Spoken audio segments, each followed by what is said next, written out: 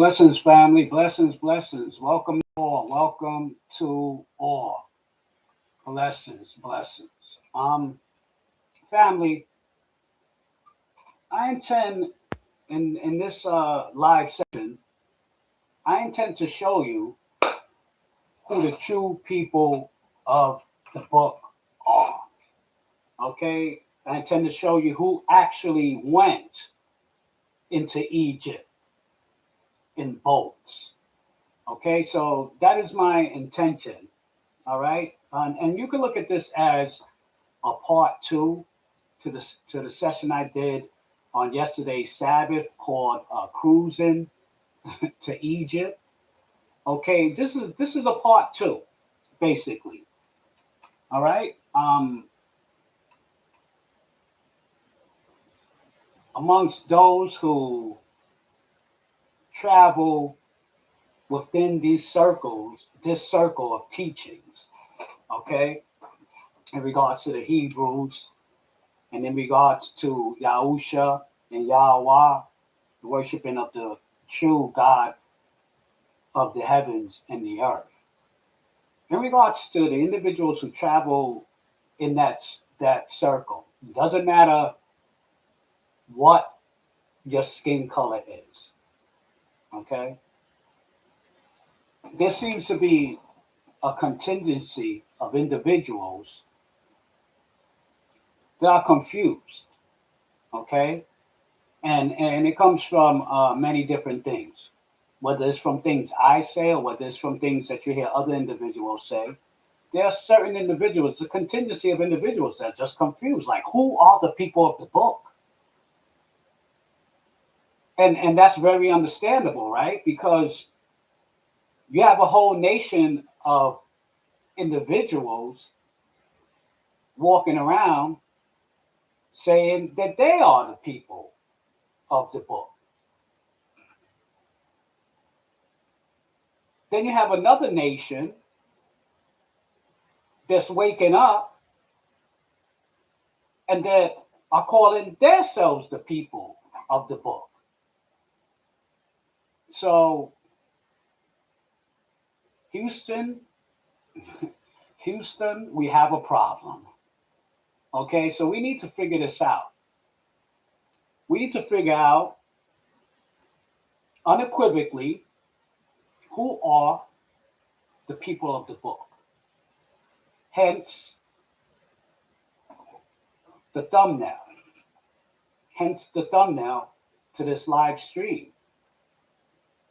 What you're looking at in that thumbnail is you're looking at Egypt. And you're looking at one people on the shore, a dark skinned race of people in chains, working and doing slave work. And then you're looking at another set of people, okay, different skin complexion, in chains, iron around their neck, coming in ships into Egypt. And then you have one people looking at the other people in shock, like, who are they? So you have a discrepancy between two different people. And I know, family, I know the overwhelming majority of not just the United States, okay, not just Europeans, but the overwhelming majority of the population of this world believes that it is the Caucasian Jew that calls themselves a Jew, the Jew today. They say they are the descendants of Abraham. The overwhelming majority of the world population believes that they are the people of the book. And their family, there really is no reason for me to hold it in. They are not. They are not. And as I put forth this truth And as you see this truth, I don't want you to be upset. I don't want you to feel sorry for yourself or for anybody else, or be upset with yourself or with anybody else. You have been duped. I have been duped. My people have been duped. And the world population has been duped.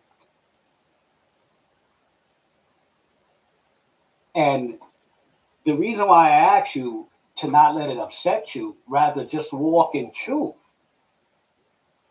When you see truth in the book and you read truth for yourself and truth comes out, that's Yah calling you. That's Yah speaking to you through his word.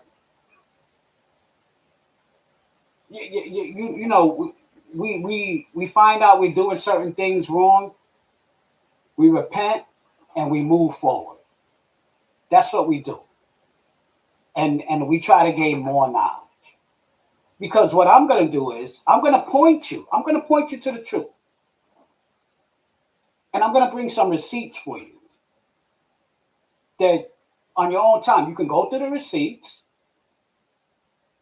and you could scour through the scripture of truth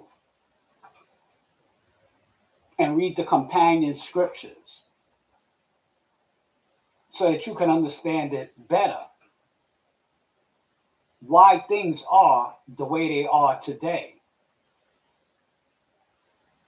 And why the true Hebrews are being made jealous by a people that are not the people. This is Rest on Seventh Ministries, and I am a servant of the Lord.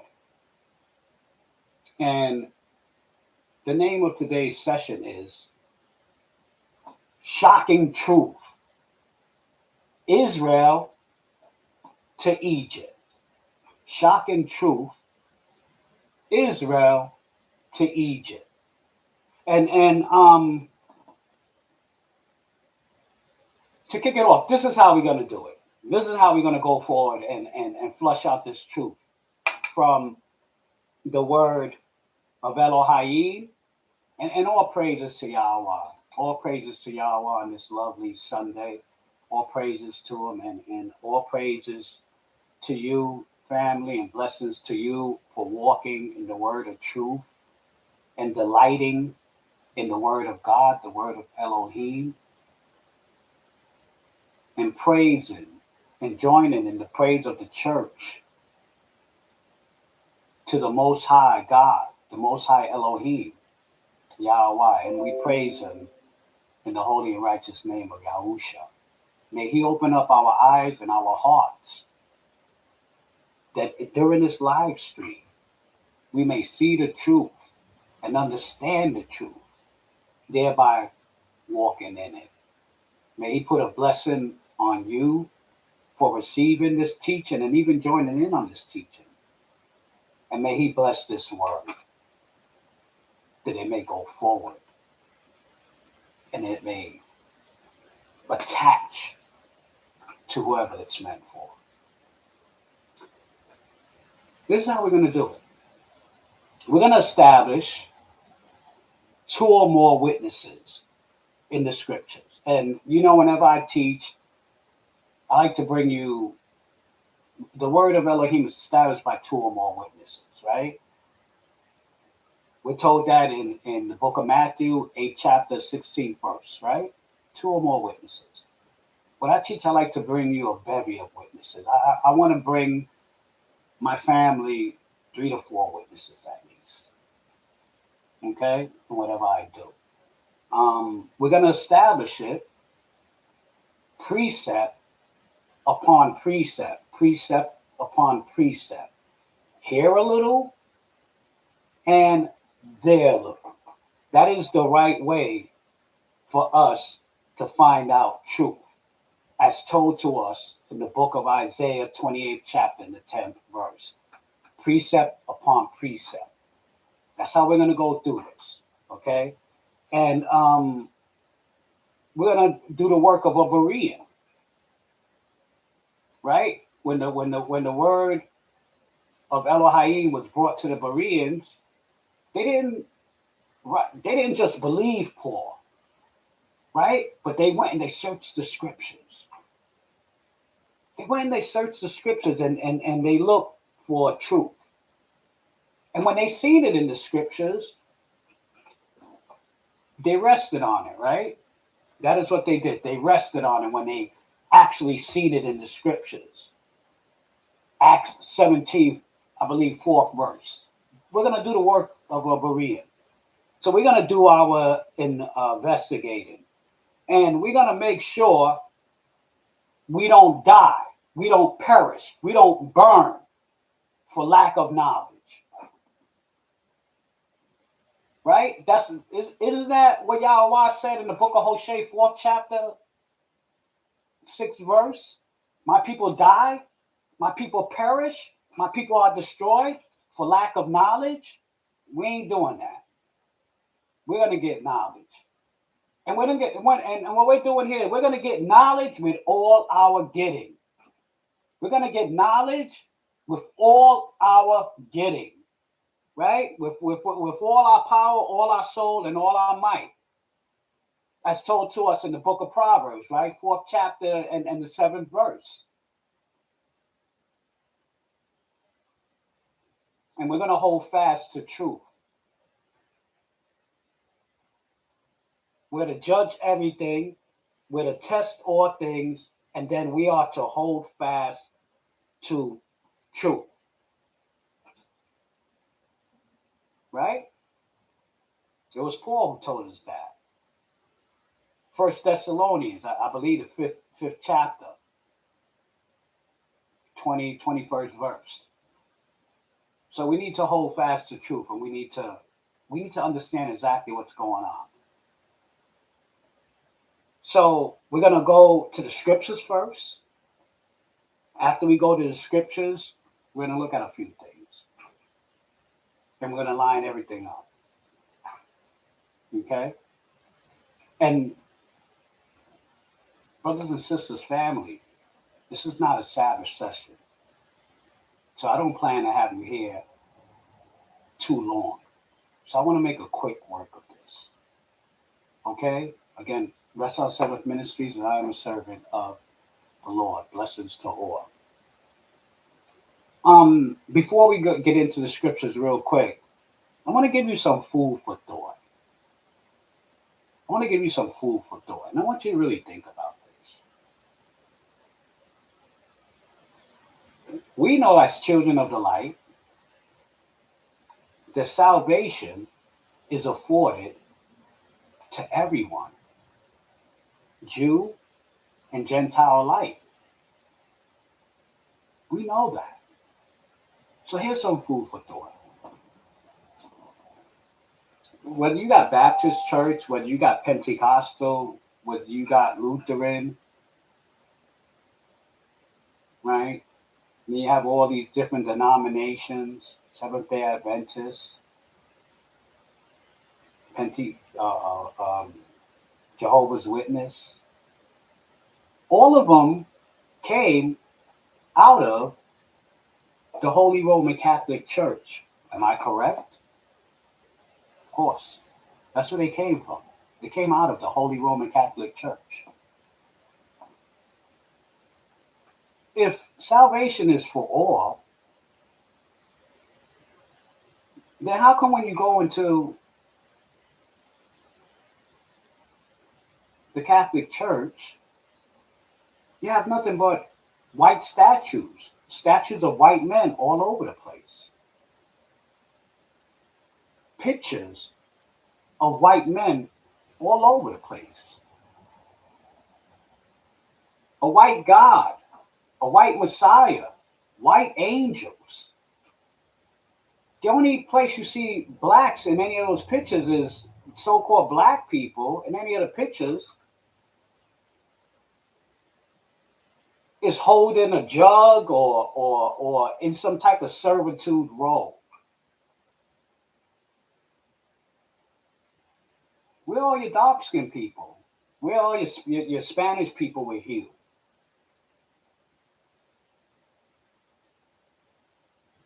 Where are all the races of people? If salvation is for everybody, how come in that church all you see is a place that looks like it makes you feel like salvation is only for the so-called white man?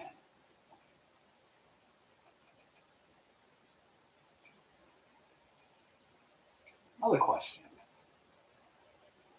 Why is it always half-naked men? Why are the statues of half-naked men? What's up with that?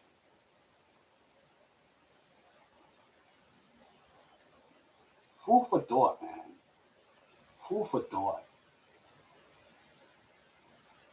And another question. How come it's never questioned? How come that's never brought up? How come that is never brought up?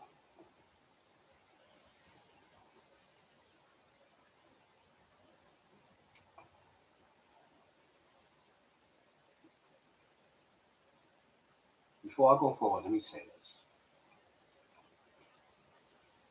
I won't make it into the kingdom. You won't make it into the kingdom. Nor anybody else will make it into the kingdom hating any race of people. If you have hatred in your heart for another race of people because of the color of their skin, because of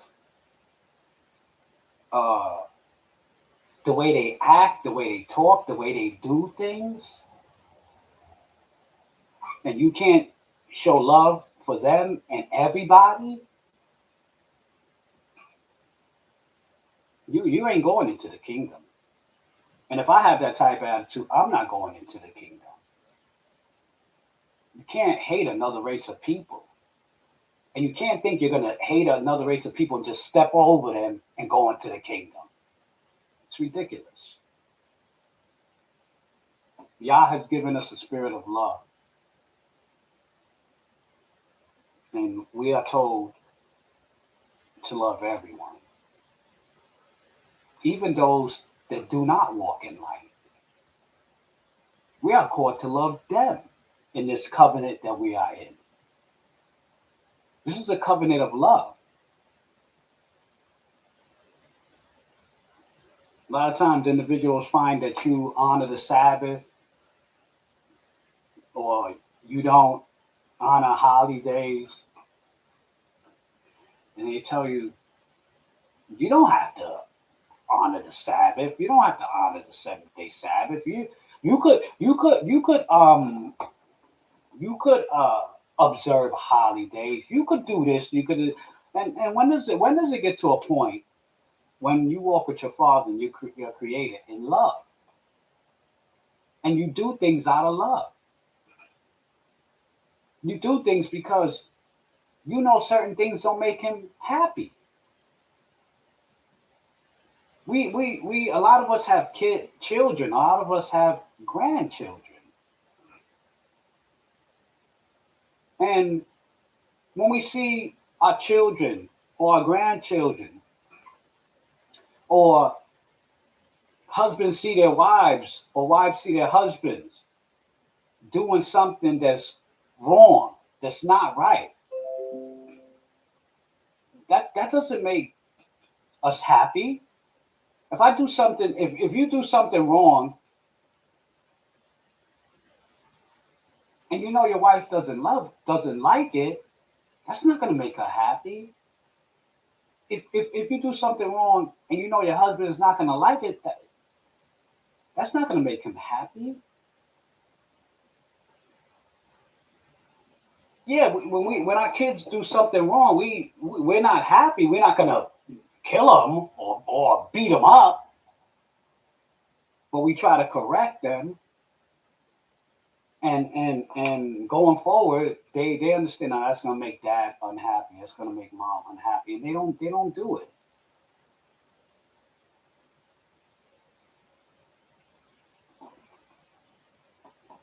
So a lot of times it's not about just doing things because we have to. A lot of times it's about not doing things because we know it makes the other individual unhappy. We're in the covenant of love, you know?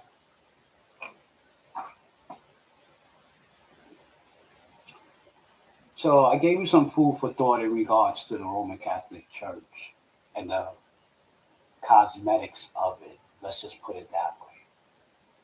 And how come there's not questions about that?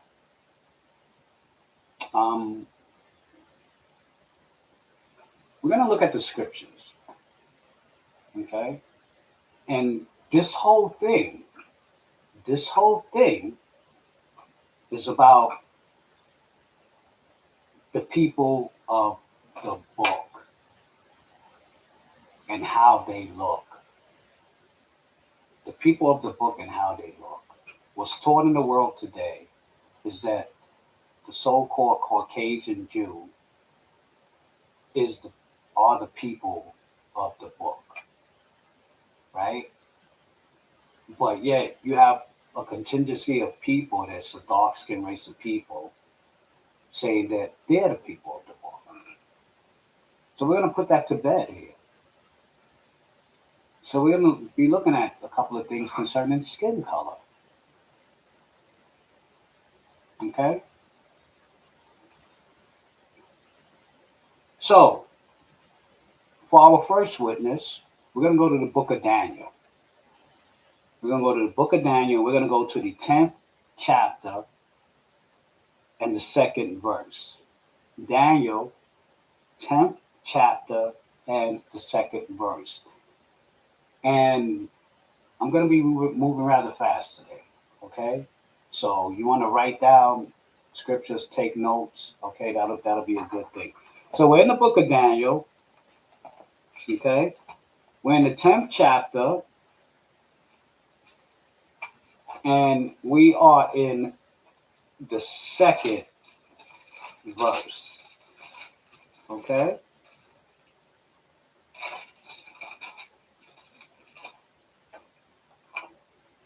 And let's see what it says here.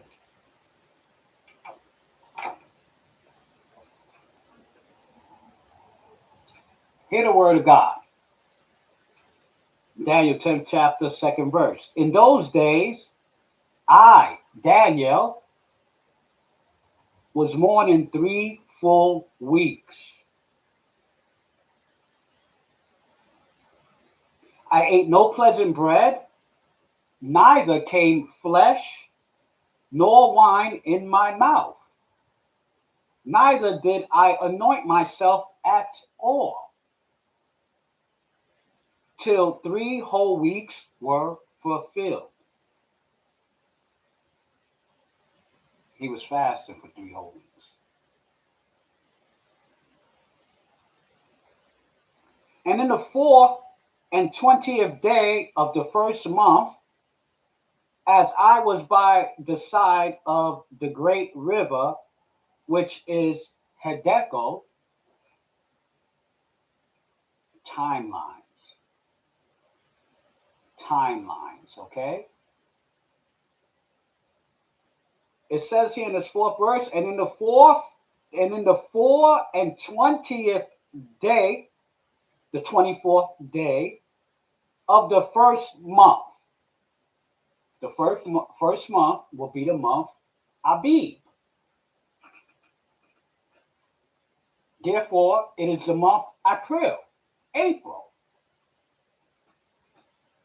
The opening, green buds, okay?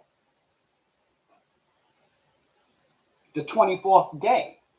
So this is the 24th day of Abib. He was fasting for 3 weeks. That means that Daniel,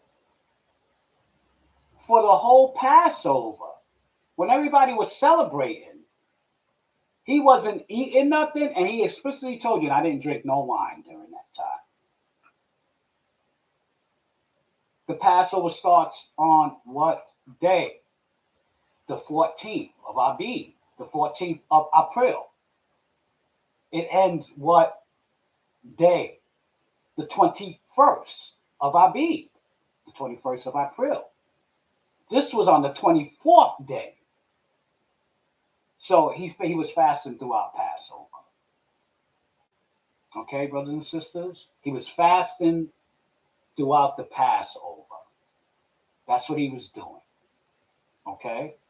And if you honor the Passover,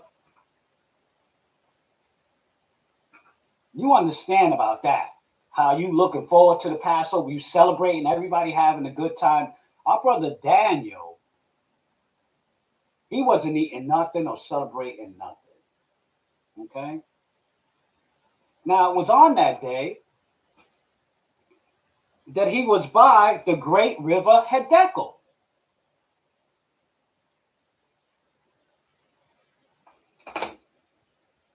Oh, the Lord don't appear to nobody. This, that, yeah, I. I don't know whatever makes individuals think that your father don't love you.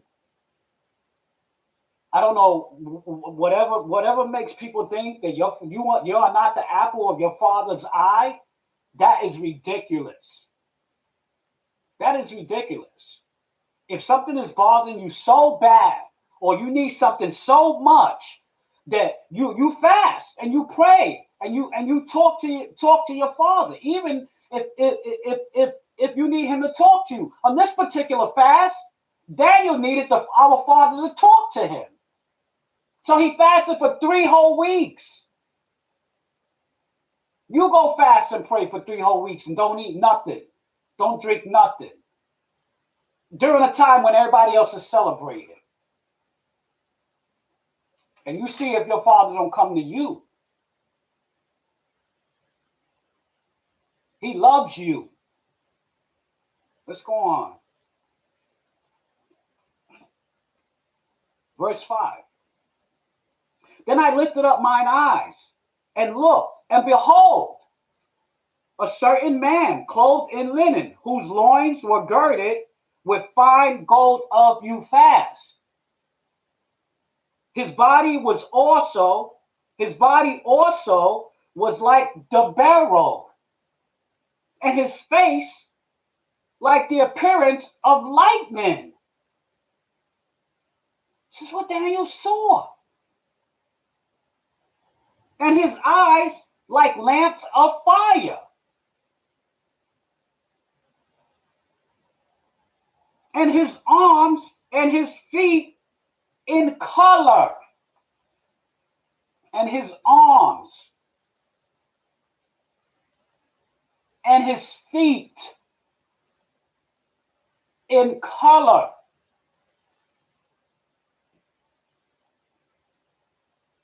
Like to polished bronze. And the voice of his words like the voice of a multitude.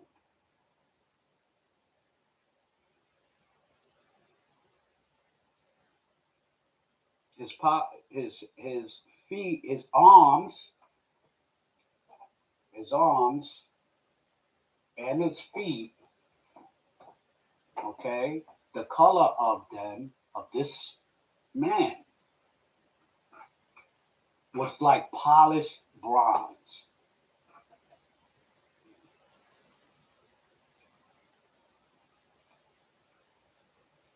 You know the difference between brass and bronze? And I found this out last year when I was installing my chimney for my wood stove. When you polish brass, it takes a different shine to it as when you polish bronze. You ever seen the color of polished bronze? You're looking at it. This is the color of polished bronze. This is the color of polished bronze. And if you don't polish it, it looks dry and cloudy. So you polish it to bring out the redness, the red hue. This is the color of polished bronze. This is the angel Gabriel that appeared to Daniel. And I believe in this book, he appears to Daniel 3 different times. This is the account where he actually talks about how Gabriel looks, the angel Gabriel. Again, I bring you to it. This is talking about the complexion of the angel Gabriel. It's also talking about his eyes. He's in his divine nature. He's in his divine nature. Now, if you read subsequent verses before and subsequent verses after, you're going to understand it. Yep, that's Gabriel. Now, Gabriel appeared to him. His arms, basically the color of his skin, his feet, polished bronze.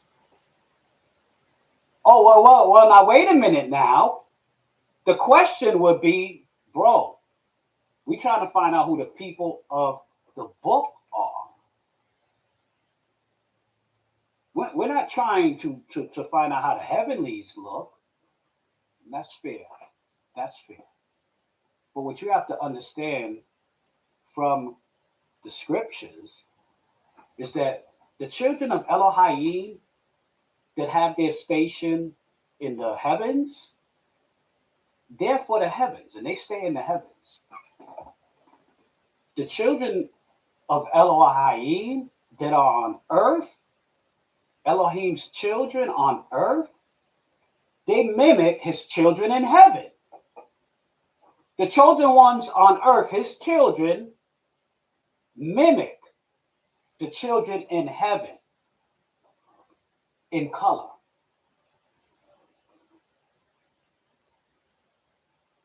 And we were supposed to mimic them in holiness. This is why the heavens, the family in the heaven, and the family on the earth, we celebrate the holy days together. We celebrate the holy days together.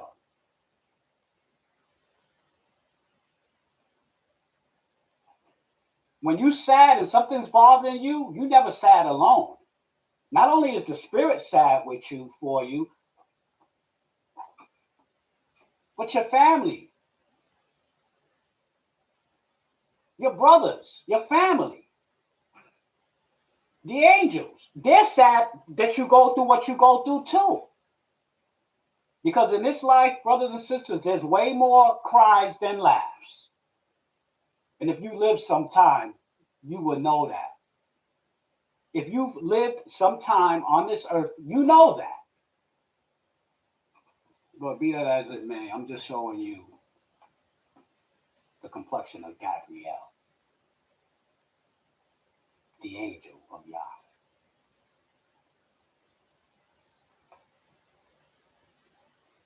That's your first witness. Because the family in the heavens and the earth goes by the name of Israel. So Gabriel is Israel. And what does the scripture tell us? We know that when Yah appears, we're going to appear just like him. So, yeah. So there's going to be a point where your face is going to look like fire, like lightning. Your eyes are going to glow like fire. And you're going to be in your divine nature at some point. And your skin color will be the skin color it is, bronze. Or light brown. It doesn't have to be like mine. Because we have many shades. We're talking about the people of the book.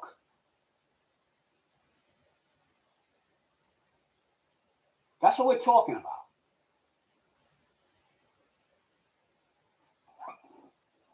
I give you your first witness. Let's go get our next witness, because the question was, hey, bro, we talking about, the people in the book that's on earth, not the heavenly. Okay, let's go get our next witness. Let's go to the book of Revelation. Let's go to the first chapter, and let's go to the 12th verse. Revelation, first chapter, and the 12th verse. As we journey through this session called From Israel, Shocking Truth, Israel to Egypt. And we look to uncover, are the people of the book that people or that people? Hear what I say, brothers and sisters. Hear what I say. If a brother and sister, brother or sister, is in the Christian church walking with the false Messiah, and Yah calls you and pulls you out, and you walk with the true Messiah, Yahushua, who has a totally different doctrine. His father is not the father of that Messiah. His father is Yahweh. And he calls you out. And you start, now you praise him, you repent, and you worshiping him, and you honoring the Sabbath. You honoring the commandments. You doing your best to honor the holy days, which a lot of brothers and sisters stumble. That's okay. We'll get it together. If you've done that, then what are you? Because you're a Gentile worshiping another. You're a proselyte. You converted. So I don't say that there's not salvation for proselytes. But if you're a proselyte and you switch over, that's what you are. You're a proselyte.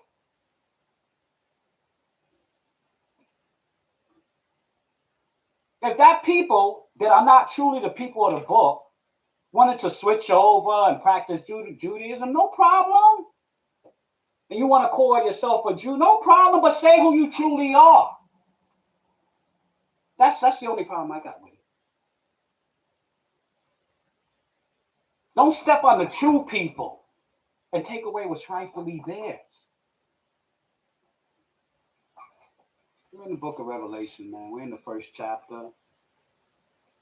And we are at the 12th verse. Let's get it, family. Let's get it. And I turned. Now, this is John. In the Lord's day, which is the Sabbath, in the Spirit. He was in the Spirit on the Lord's day. Okay? And that's what he was given the revelation. And he says here in the 12th verse, and I turned to see the voice that spoke with me. And being turned, I saw 7 golden lampstands. 7 golden lampstands. And in the midst, the middle of the 7 lampstands, one like the Son of Man. One like the Son of Man. He was a man.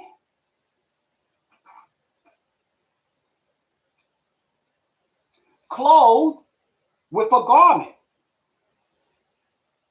down to the feet.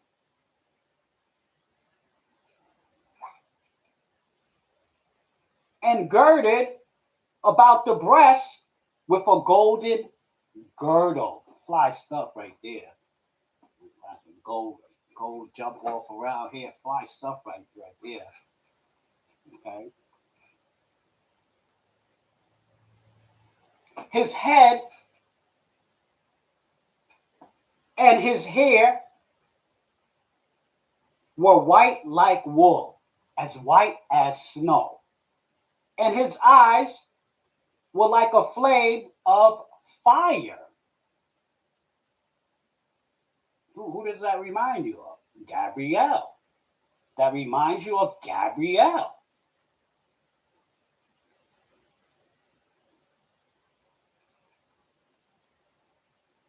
And his feet like fine bronze, as if they burned in a furnace, and his voice like the sound of many waters.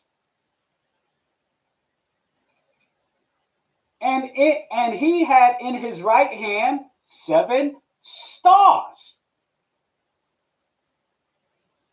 In his right hand he had 7 stars.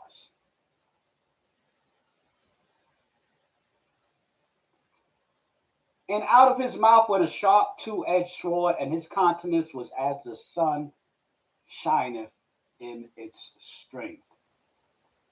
I read all the way to the 16th verse because I wanted you to understand that this was the Mashiach. This is the Mashiach. This is the Messiah who John the Revelator, John the Apostle, saw and who spoke with him. This is Yahweh Shah. Take notice, because this is my second witness. Take notice that number one, this is after his resurrection.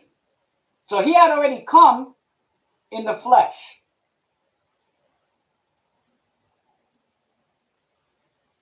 And when he arose and was resurrected, it was none other than Yahweh Shah. When he was resurrected, he spent time with the apostles. And then he ascended to the right hand of the Father. So this is after that. So he was in flesh. So obviously his body was resurrected. He's carrying that same complexion that he had when he was in flesh. No, you said. That was the question. Oh, but we're talking about people on the, well, he was on the earth, he was on the flesh, and it was him who was resurrected, and he's in that same complexion. And let's look at that complexion that he bore when he was on earth as a Jew from the tribe of Judah.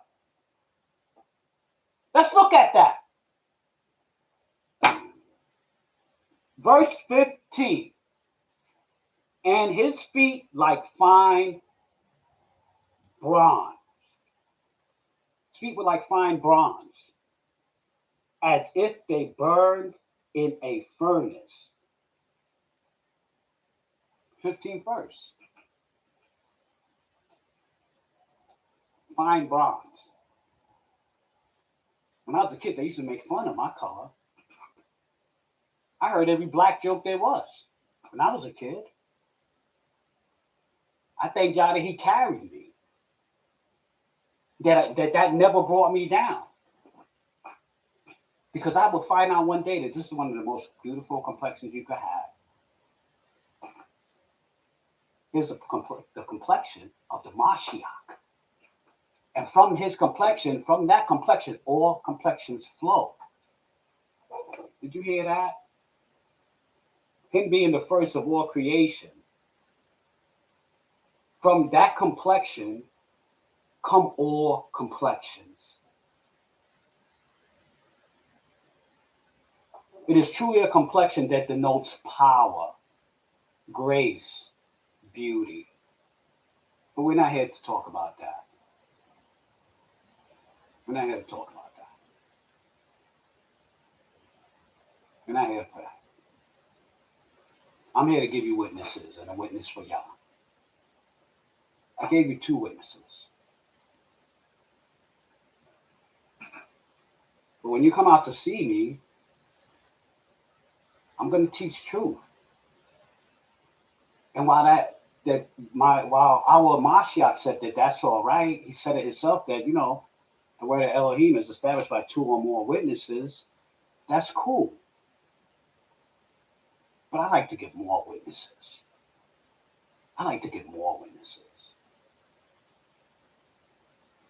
For those in the back of the room who didn't hear.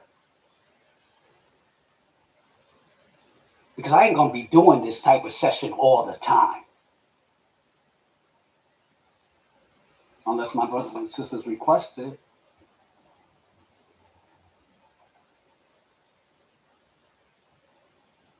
How about we travel over to the book of Matthew?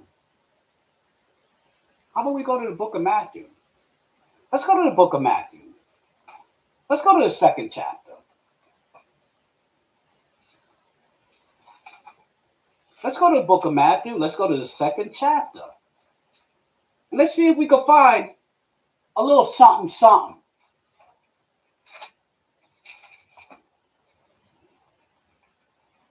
Let's look at the 15th verse. Matthew, 2nd chapter, 15th verse. And again, blessings. You could have been anywhere else that you wanted to be, but you're here with me. And I thank you for that. May Yah bless you. May he bless your home. May he bless your spirit. May he bless your children. May he bless your finances. May you look up and have a double portion. God bless you. Matthew, 2nd chapter, 15th verse.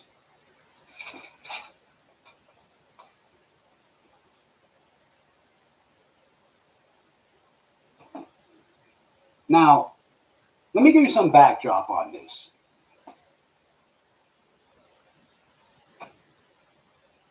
Let me give you some backdrop on this.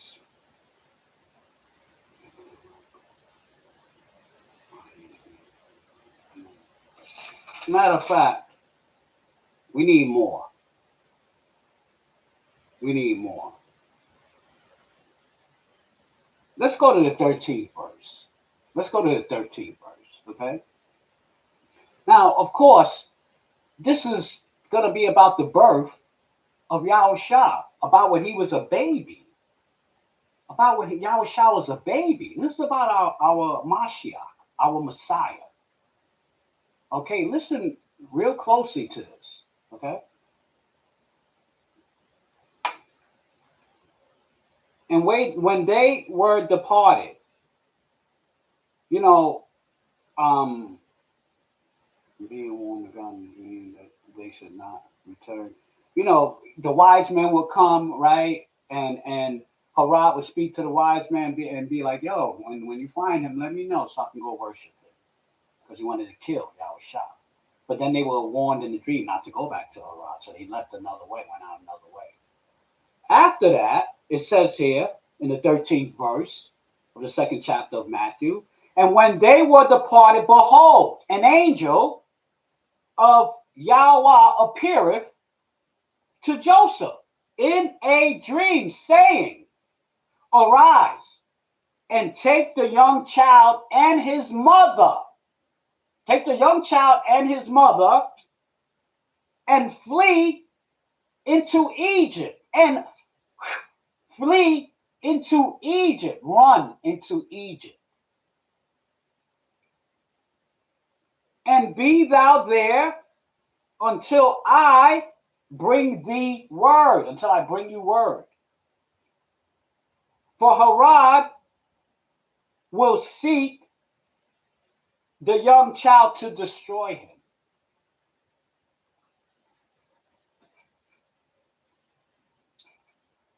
The angel appeared to Joseph and told him, yo, take a little man, take your boo, and run and go to Egypt. Go into Egypt. Don't go here. Don't go there. You run, you flee, and you go into Egypt. When he arose, he took the young child and his mother by night and departed into Egypt. Joseph listened to exactly what that angel told him. And he took his son and he took his wife and they fled into Egypt. Because Harad was going to look to destroy him. Harad wanted to kill that baby boy. And the angel told him to flee to Egypt. Why Egypt? There's a reason for everything. There's a reason for everything, right? Paul tells us in Thessalonians to test all things. Test all things. So there's a reason why Joseph was told to flee into Egypt and hide there. Hide in Egypt. Put a hook on that. Because we're going to make quick work of this. Put a hook on that. Why was he told to go into Egypt? Let's stop it. Let's stop it. Let's let the cat out the bag. Okay? Been too many people watching the 10 Commandments with Charlton Heston and Yul Brynner. There's been too much of that nonsense. Let's let the cat out the bag. Did you see the thumbnail I created? Did you see it? Did you see? Did you see? Did you see? Did you see? Did you see it? It had so-called, and I love the Caucasians. I don't have no, I don't have, I really, I love everybody. I have no problem with nobody, with truth is truth. So hear me out. Hear me out. We just talking truth. In the thumbnail, I had the Hebrews in Egypt doing as slaves. And I had them there on the shore, the coast. And then all of a sudden you see ships with the so-called Caucasians in it. And they got iron chains around their neck and they got chains around their arms and they're being brought to Egypt. And the Hebrews are looking like, what? Who are they? Who are they?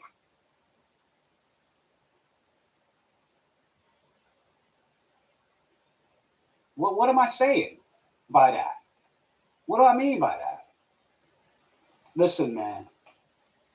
The reason why, okay, Joseph was told by the angel to take that child into Egypt, to flee to Egypt, to hide, was to hide. You'll notice that throughout the scriptures, whenever a lot of our brothers and sisters got into problems, we ran to Egypt. Why? Because that was a nation of dark-skinned people. Many people, you forget. It's either you forget or either people just don't have no knowledge. I don't know, man. I don't know. Is not Mizraim Egypt? Was not Mizraim or Cush and Canaan? Weren't they all brothers? Wasn't they all brothers? So the Ethiopians, aren't they family, kin, brothers to Mizraim, to Cush, to Canaan? Aren't they all brothers? So what you're telling me is that the Ethiopian is a their dark skinned nation, and that his direct brother that came from the same mother and father is a so-called Caucasian nation of people. That's what you're telling me. When you venture off to say that the Egyptians and to make movies with Yul Brynner and Charlton Heston, and a great movie when I was a kid, when I walked in Christianity, it was a great movie then. I'm not saying it wasn't well made. You just had the wrong characters in it. You just had the wrong characters in it. You should have had Danny Glover and Sidney Poitier, actors of those actors of time in that movie. But you didn't. You had Charlton Heston. You had Yul Brynner. Okay. But when you speak like that, it's almost as if you say that people in the world and brothers and sisters who walk in truth, it's like they're saying, whether you are a so-called black man or a so-called Caucasian, it's like saying that you don't have a brain. Those who put that out there, it's like they're saying that we don't have a brain and we can't read.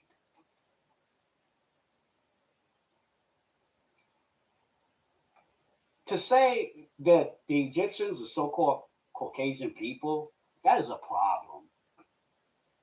The only way you could say that is if you know history. And then you have to quote history. You have to quote history. Which we find here in the scripture of truth that Joseph fled to Egypt with Yahusha and Mary. That's what we find. And they went there to hide. And if Joseph, Miriam, and Yahusha were so-called Caucasian, how could they go and hide amongst a nation of dark-skinned people? Because just by the simple genealogy alone in the scriptures tells us that this is a nation of dark-skinned people. He didn't go he wasn't sent to Egypt to party, have a good time. He was sent to Egypt to hide.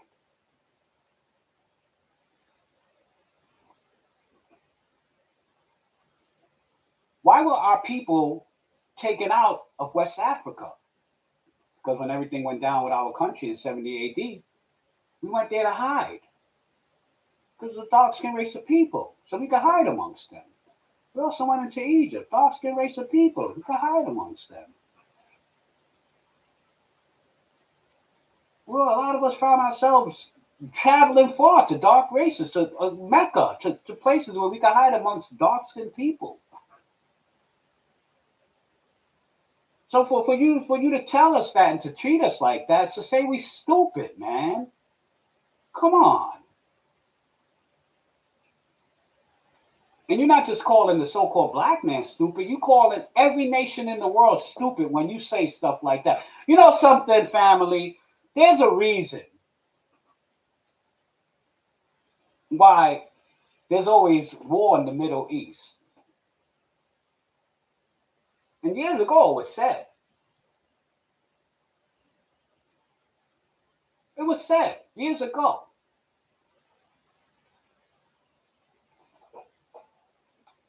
Iran said, we always get in popping with you because when you left black. And now you come back white. That's why we get it popping with you. That's why we always fighting with you. Because you don't deserve this place no more than we do. Because when you left black. We know that. We have our history intact. That's what they said. And people at the time, when they heard that, what? What did they mean by that? And I'm like, what? What do you mean? What do they mean by that? They mean exactly what they said. When you left, you were so-called black. And then now you come back and you white. What we doing?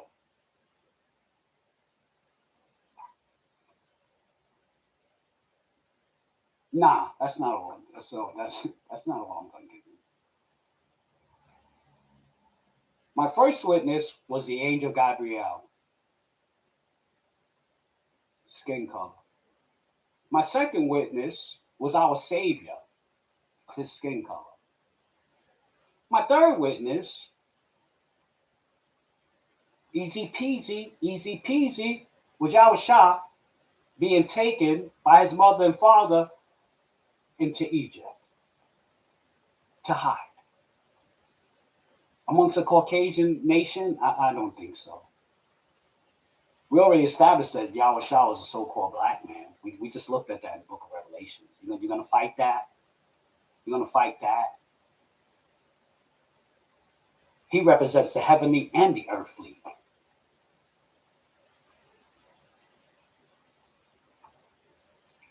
Three witnesses so far. Let's get another one. Why not? Let's go to Exodus.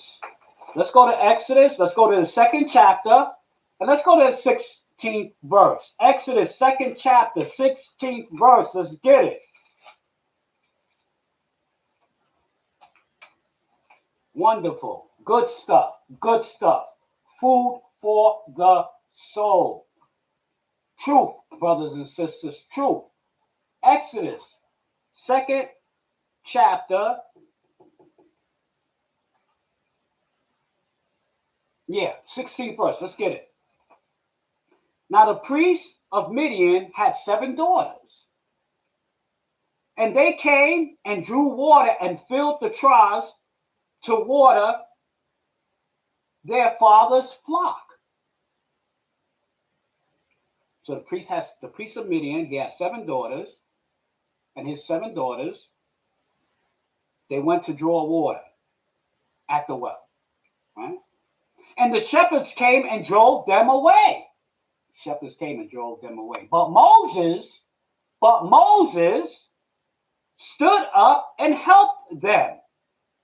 But Moses stood up and helped them and watered their flock. Moses. The shepherds were driving the daughters of the priest of Midian away, who's, I think, their father's name is Ruel. and Moses, which in itself, jumping in and driving those dudes away, that's crazy. That's a man right there. That's a man right there, Moses. No joke. And Moses was no joke. And a lot of our brothers, when you read the scriptures, just no joke. No joke. Okay.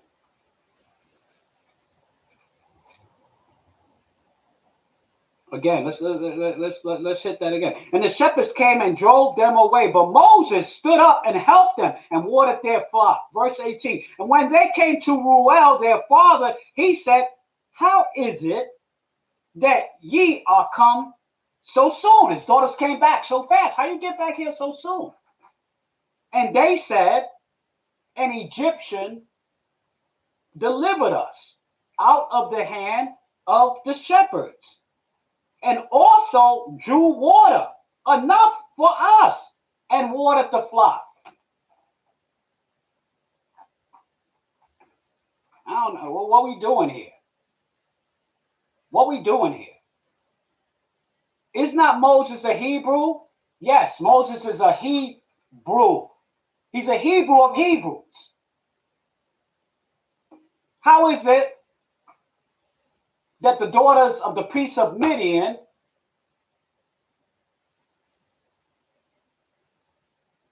are confusing him for an Egyptian? And they said, "An Egyptian delivered us out of the hand of the shepherds." Okay. So Moses was mistaken for an Egyptian. Oh, brother, that's because, he left out of Egypt and he had the clothes on. He had the clothes on. Okay. He had the Egyptian clothes on. Okay. Okay. But if he doesn't have the complexion of an Egyptian, he has some other complexion. No matter what clothes he are, they're not going to confuse him as a good Egyptian. They're going to be like, "Who's this dude? He's from, another country." They're not going to call him an Egyptian. The reason why they mistook him for an Egyptian is because he was a dark-skinned man. We've already established, and I ain't really established it yet. We've already established that the Egyptians, dark-skinned race of people, they came out of the loins of Ham. Whether it be Cush, Mizraim, Canaan, all of them came out of the loins of Ham from the same mother and father. So for Moses to be mistaken as an Egyptian, you have to look like a so-called a black man. We ain't going to go farther with that. That's it with that one. I don't know. I think that was my fourth witness. Word of Elohim is established by two or more witnesses. That was my fourth witness. We should shut it and go home. Nah, we don't do that here at Wrestle Seventh Ministry. We do not play that. Let's go get you another witness. Yeah, let's do that. Let's go to the book of Acts.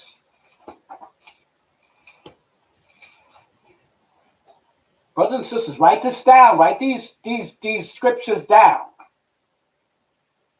Because when you speak this and your question, you be like, bang, bang, bang, bang, bang. You bust your guns. This is easy enough.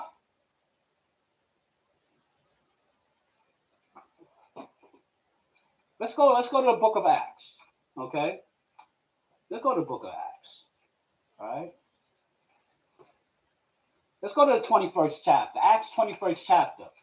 On about the 38th, the 37th verse of it. But Acts 21, 37th verse, okay?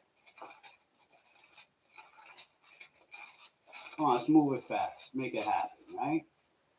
Okay.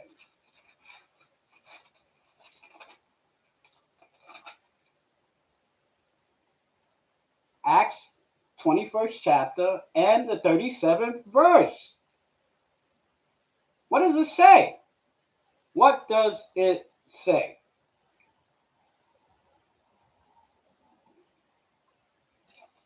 And as Paul was to be led into the barracks, he said unto the chief captain, may I speak unto you? Can I speak to you? Let me holler at you. Who said, canst thou speak Greek? You can speak Greek? Art not thou that Egyptian who before these days made us an uproar and led us out into the wilderness, 4,000 men that were murderers?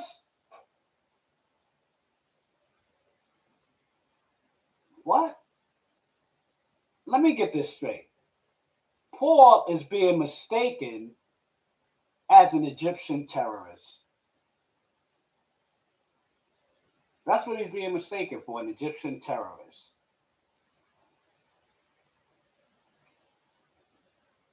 "38. Art not thou that Egyptian who before these days made us an uproar? Wasn't you the Egyptian that before these days, before you made an uproar and led out into the wilderness 4,000 men that were murderers?" We have Paul.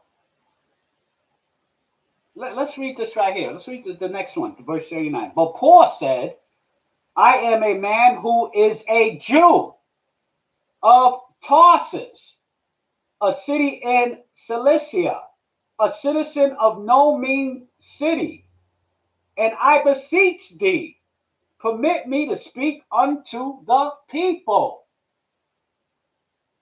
Paul was mistaken for an Egyptian. You have Moses mistaken for an Egyptian. You have Paul mistaken for an Egyptian. You got Yahushua's father, Joseph, grabbing him and rushing him into Egypt to hide. Right then and there, that tells you that the Jews from Judah was a dark-skinned race of people, not just the Jews from Judah. Benjamin and Judah. Moses comes from the tribe of Levi. He's a Levite. And he was mistaken for an Egyptian. So we're talking about three different tribes, the tribes of Israel, or black men. Or black men. You don't believe that?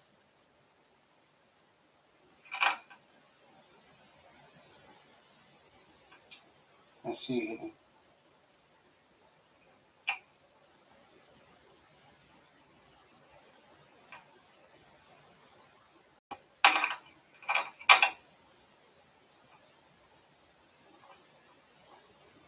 Egyptian, everyone sees my, wait a second now.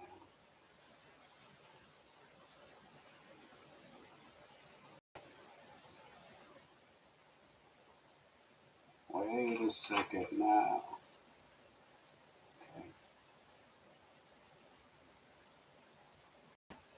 Okay.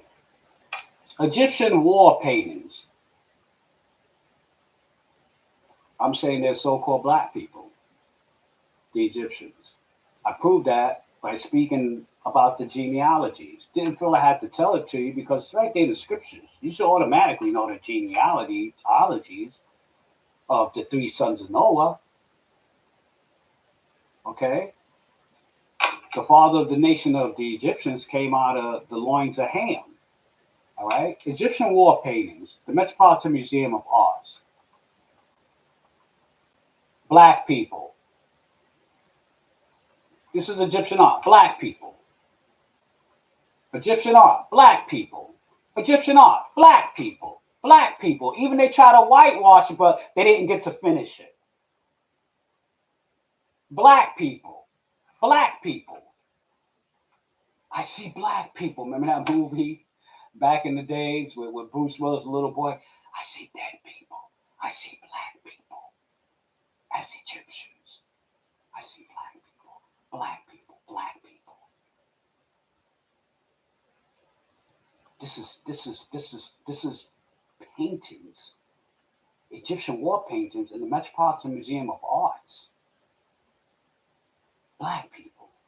So, can we find any more? What? Black people. Egyptians, black peoples. This is actual art from the tombs, from the walls. You know the killer? When you see a lot of this Egyptian art, the stuff that was ready outside that you could see, the so-called people that wasn't Egyptians and wanted to portray themselves as Egyptians, they tore all that stuff down, broke it up. The statues, they broke the noses off and everything, so you couldn't tell it was a black race of people. The indigenous people were a black race of people. Because when colonizers come in, they want to make it like that's their land. They was there from the beginning. No.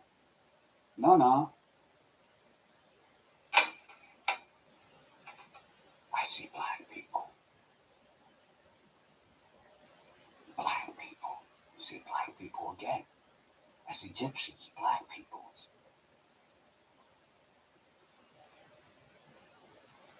You know the funny thing about this? Okay?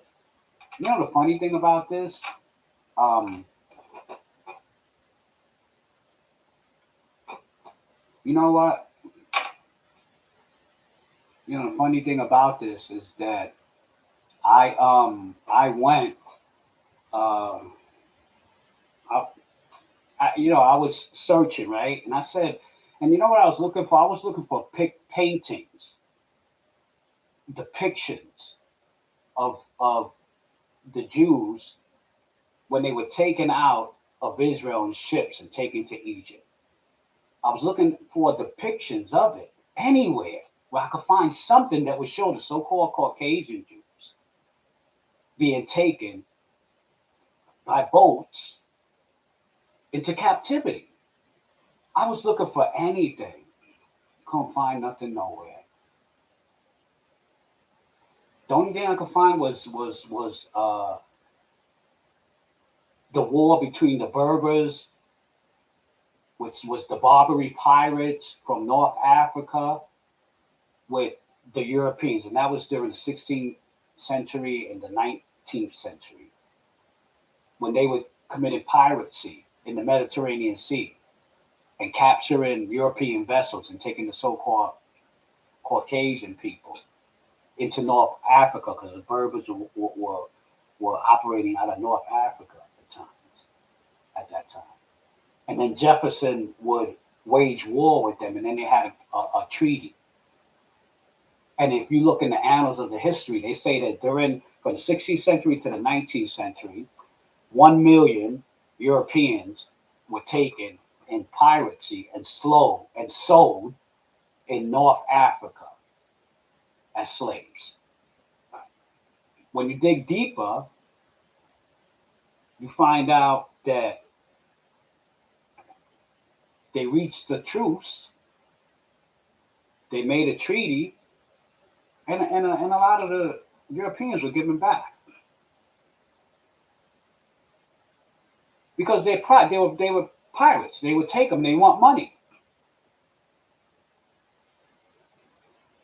That's the only time I spoke about so-called Caucasians being in boats. And then I went here. Before I go there, let me show you this.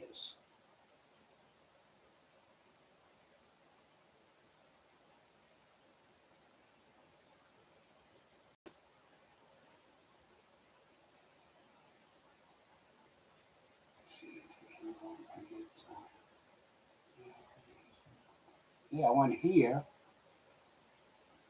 right? Man, did you guys see the shares that I was doing? I hope you saw the shares that I was doing. And I said, and they said there are no historical paintings of white Jews being transported in ships and boats to Egypt for slavery, right? And then they gave me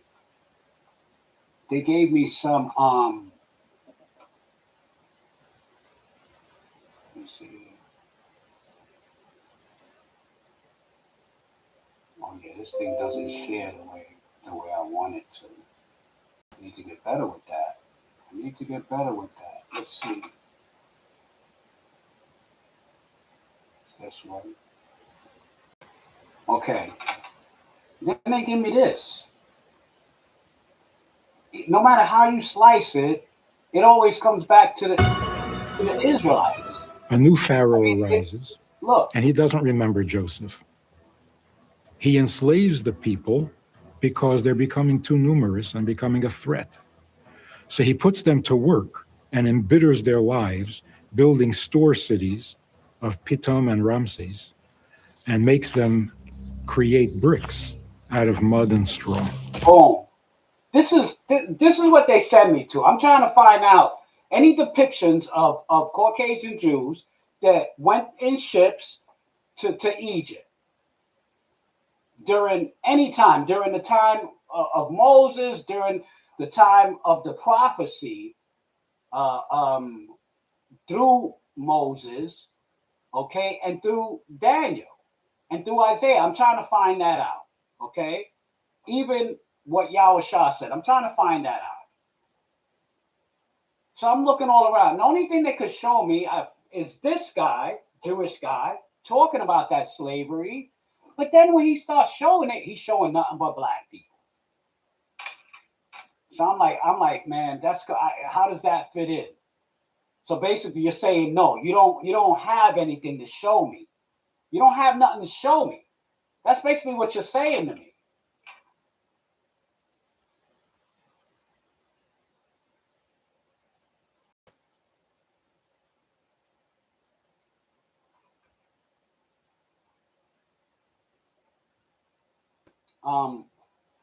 I showed you pictures of Egyptians.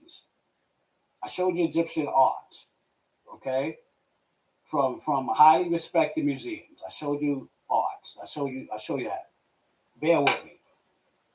Right here, I brought receipts with me too for you. Okay, stuff you could read. Okay, you see this book right here? This is called The 13th Tribe by Arthur Koestler. The 13th Tribe. It's a reason why it's called the 13th Tribe. Because where the so-called Zionists and a lot of the Hasidim hail from is from the Khazars, the Khazarian Empire. Now, this book explains to you everything that happened and how they became Jews. Very great book. It's called The 13th Tribe by Arthur Koestler. You want truth? Get your hands on that book. You can get it at Kindle. Okay?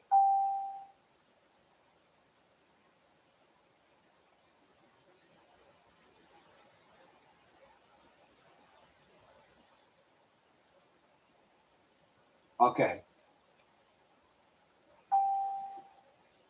This book is called The Ancient Black Jews.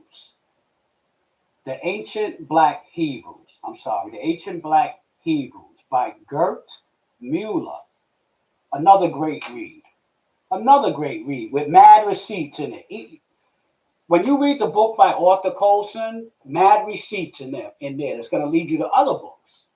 Okay? This book, The Ancient Black Hebrews by Gert Mueller, great read. It's an easy read, and it has receipts. It's going to send you to other books, okay? I'm giving you receipts, family. I'm giving you receipts, okay? This is another one. This is called The Black Madonna and Christ. Google the title of this one, because I don't remember the author. Google the title of this one. It's called The Black Madonna and Christ. Another great book for you to read. Another great book for you to read. There's another great. This is one of my favorites. The Jew, a Negro. This book is by Arthur Talmadge Abernathy. Okay? A great book. It gives you a breakdown of what happened to the people of the book. Okay? And it has receipts as well. It has receipts as well. A lot of these individuals, and when they put together this stuff, they have receipts because they research on what they learned.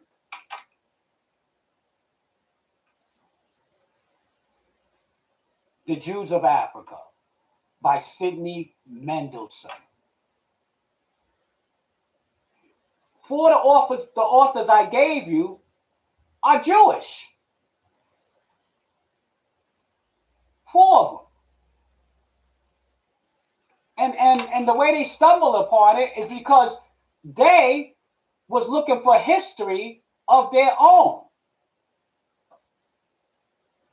So I gave you receipts, right? You have those books. You can go back and look at this video and get the books from there. Look at the titles and all that. This one was by The Jews of Africa by Sidney Mendelssohn. And I don't really have to tell you about other books to read. I don't have to give you no receipts. Because if you read one of those books, it's going to lead you to mad books. It's going to lead you to mad books. You don't have to take my word for it. You don't have to take my word for it. Okay. I showed you. Not only did I give you the genealogy of the Egyptians, that they're a dark race of people, but I showed you in the scriptures. Yahushua fled to Egypt to hide because he's a black man hiding among the black people. Moses was mistaken as an Egyptian because he's a black man. Paul was mistaken as an Egyptian. The scriptures tell you Yahushua's complexion. The scriptures tell you Gabriel's complexion. Okay? I have this book here. You see that? Ancient Egypt. The copyright of this book is 1997. Okay? That's the copyright of this book. Okay? 1997. I have my history that I go through, right? But a lot of times I'm doing sessions, I go fast for Google to be able to show you, but I can show it to you in books. I can show you encyclopedias. This is the book about ancient Egypt. Hey, look, it's not that a black man and he's an Egyptian king? That's an Egyptian king. Black man. Hey now, look. What about him? Is that not a black man? And that's an Egyptian king. I don't have to show you no more. Because I put you on the path. You should know. This is what I want to leave you with, brothers and sisters, okay? In 332 BC, all right, before the Common Era, the Greeks conquered Egypt. Before them, I believe 525 BC. Before them, the Persians conquered Egypt. And that's when they would start lightening the skin in Egypt. But during the time of Moses, they hadn't been in there. You had all indigenous people. Now, during the time of Yahushua and Paul, this is when they started to lighten up the race in there, in Egypt. But there was still, the indigenous people were still outnumber the Greeks during the time of Paul and during the time of Yahushua. So there was still predominantly dark-skinned race of people in there.